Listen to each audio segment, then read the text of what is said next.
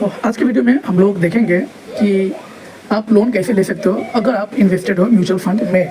ठीक है, लोन की बहुत दरकार है और फंड आपका पड़ा हुआ है म्यूचुअल फंड में, तो म्यूचुअल फंड से पैसे ना निकाल के आप लोन में जा सकते हो। तो यह जो तरीका है लोन का, इसे कहते हैं लोन अगेंस्ट म्यूचुअल फंड। ठीक है, आप अपने म्यूचुअल फंड को सिक्योरिटी रखते हो और उसके थ्रू आपको लोन मिलता है। ग्रो ऐप के थ्रू भी मिल जाएगा आपको, इंडिया मनी ऐप के थ्रू मिल जाएगा, यूनो बैंक के थ्रू मिल जाएगा। और इसका जो मैक्सिमम टेन्योर होता है वो नॉर्मली 5 ईयर्स होता है। कुछ जो ऐप है वो आपको EMI ऑप्शन भी देंगे, कुछ जो ऐप है वो आपको इंटरेस्ट बेसिस में लोन दे देंगे। चलिए हम लोग देर न करते हुए देख लेंगे। अपना एग्जांपल लेके मैं चलूँगा। मुझे जो है वो ग्रो ऐप और इंडिया मनी ऐप के थ्रू 8 लाख का अभी इंस्टेंट लोन मिल जा रहा है। ठीक है, अभी अप्लाई करूँगा, आधे घंटे के अंदर मिल जाएगा मुझे। तो 8 लाख में जो मैं ग्रो ऐप में देख सकता हूँ, मुझे दिखा रहा है EMI 17,000 5 साल के लिए, और मैं इंडिया मनी ऐप में अगर देखूँ तो वहाँ मुझे 7,000 दिखा रहा है। ठीक है, तो इंडिया मनी ऐप में जो है वो ओनली इंटरेस्ट है, वो सिर्फ आपको इंटरेस्ट ही पेमेंट करना पड़ेगा। और इंटरेस्ट के अलावा भी अगर आप पूरा का पूरा अमाउंट पेमेंट करना चाहते हो तो वो भी आप ऐड करके, एक्स्ट्रा ऐड करके दे सकते हो। ठीक है, तो चलिए हम लोग एग्जाम्पल लेके चलेंगे ग्रो ऐप का, जो कि 17,000 नियर अबाउट है। तो 17,000 हमें पर मंथ देना पड़ेगा। तो जैसा कि मेरा जो, मैं अपना खुद का एग्जांपल लेके आपको दिखाऊंगा कि अगर मैं लोन लेता हूँ तो मैं लॉन्ग टर्म में आफ्टर 5 ईयर्स बेनिफिशियल रहूँगा, या फिर मैं जैसे SIP चला रहा हूँ उसी में बेनिफिशियल रहूँगा। तो मेरा जो SIP है वो फिलहाल 35,000 का है। ठीक है, और मैं अगर आज लोन लेता हूँ 8 लाख का, तो क्या होगा, तो होगा ये कि मुझे 17,000 और देने पड़ेंगे ग्रो वाले को। तो 35,000 माइनस 17,000 तो आ जाएगा 18,000। ठीक है, अगर मैं आज से 18,000 तक पर मंथ इन्वेस्ट करूँ और 20% ROI मुझे अगर ये दे, मैं स्मॉल कैप में इन्वेस्ट करता हूँ और स्मॉल कैप मुझे उम्मीद है 20% जनरेट कर देगा अगला 5 साल तक। तो मेरा ये जो अमाउंट आता है ये एक्चुअली लमसम है, मुझे जाना पड़ेगा SIP कैलकुलेटर में। हाँ जी, तो हम यहाँ देख लेंगे कि मेरा 18,000 इन्वेस्टमेंट होगा पर मंथ, और ये जो रहेगा ये 20% आ जाएगा। तो मुझे ये 18 लाख के आसपास देगा। ठीक है, विद इन 5 ईयर्स 18 लाख। और लमसम जो है वो मेरे पास आज ऑलरेडी 21 लाख तो है मेरे पास। ठीक है, और यहाँ अगर मैं 8 लाख और ले लूँ तो यहाँ मुझे मिल जाएगा 19 लाख 20% ROI के साथ। हाँ जी, 8 लाख इन्वेस्ट करने पे मुझे 19 लाख मिलेगा। यहाँ 19 लाख और यहाँ मेरा 18 लाख। ठीक है, 19 और 18 हो जाएगा 37 और मेरे पास ऑलरेडी 21 है। 37 एंड 21 58 लाख मेरे पास 5 साल बाद रहेंगे अगर मैं ये करूँगा तो। ठीक है, अब मैं एक काम करता हूँ, मैं इस चीज़ को ना सिंपली जो मेरा इन्वेस्टमेंट चल रहा है SIP मैं वही रखता हूँ।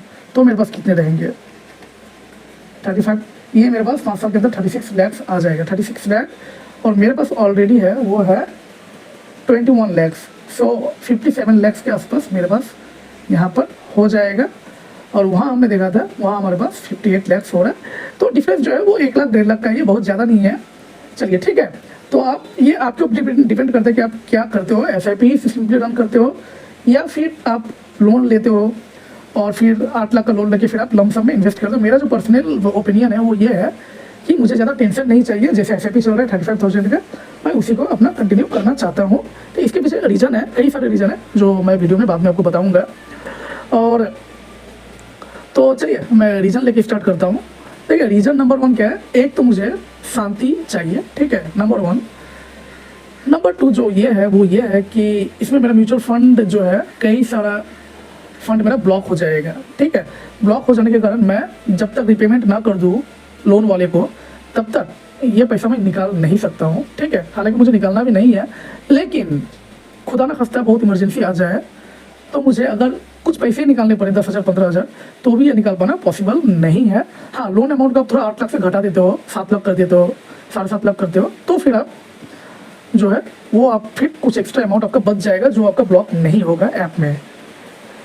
तो ये नंबर 2 रीज़न है। नंबर 3 रीज़न क्या है, देखिए अगर मार्केट कभी क्रैश करता है, जैसे कि मुझे दिखा रहा है मेरे पास 21 लाख का अभी इन्वेस्टमेंट पोर्टफोलियो है, जिसमें ये लोग ब्लॉक करेंगे 18 लाख, बचेंगे यूज़ के लिए मेरे 3 लाख। ठीक है, और लोन मुझे मिलेगा 8 लाख का। अब ये वैल्यू मानते हैं नेक्स्ट 2-3 महीने में 18 लाख से घट के मान लेते ये 8 लाख के नीचे चले जाए, मान लेते 7 लाख हो जाए मेरा पोर्टफोलियो का वैल्यू। अगर ये 7 लाख हो जाए ना तो फिर क्या दिक्कत है मैं आपको ये बता देता हूँ। देखिए 7 लाख होने पर इनका कॉल आपको आना स्टार्ट हो जाएगा, क्योंकि देखिए लोन तो ये आपको दे रहे हैं लेकिन ये आपसे भी ज़्यादा रिस्क ले रहे हैं, ये सच्चाई है। ये आपसे ज़्यादा रिस्क लेके 10% ही इनकम कर रहे हैं। अब इसमें है क्या कि आपको कॉल करेंगे, मैसेज करेंगे, आपको ये उकसाएंगे, बताएंगे कि भैया आप थोड़ा टॉपअप कर लो इसमें, ठीक है। अब आपके पास पैसे नहीं है तो आप कहाँ से टॉपअप करोगे? तो यहाँ पे दिक्कत ये है, मार्केट क्रैश होने पे इनका कॉल आपको आ सकता है, ठीक है। नंबर 2 चीज़ है वो ये है कि ये आपको फिर ये भी कह सकते हैं, कोई अगर फंड आपको प्रॉफिटेबल है, ठीक है, और वो फंड आपका ब्लॉक नहीं किया हुआ है, तो ये आपको कहेंगे कि आप उस फंड को सेल कर दो, प्रॉफिट बुक कर लो।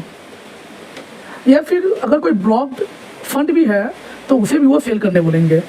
क्यों? क्योंकि उनको डर रहता है कि मार्केट और कहीं क्रैश ना हो जाए और कहीं वैल्यू डाउन ना हो जाए पोर्टफोलियो का, इसीलिए उस वक्त आपको फिर सेल करने को बोलेंगे, ठीक है। जो भी प्रॉफिट आपको रहेगा या लॉस रहेगा वो लेके आपको निकलने बोलेंगे।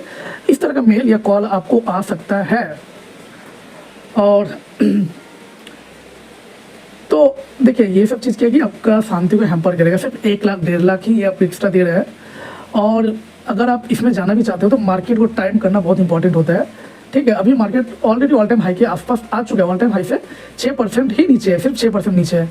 ये चीज़ कब अच्छा लगता है, ये चीज़ मान लेते हैं मार्केट ऑल टाइम हाई से 15, 20, 25% अगर गिरा हुआ रहे ना, तो फिर आप अगर लमसम में इन्वेस्ट करते हो 8 लाख, तो फिर ये चीज़ सही होता है।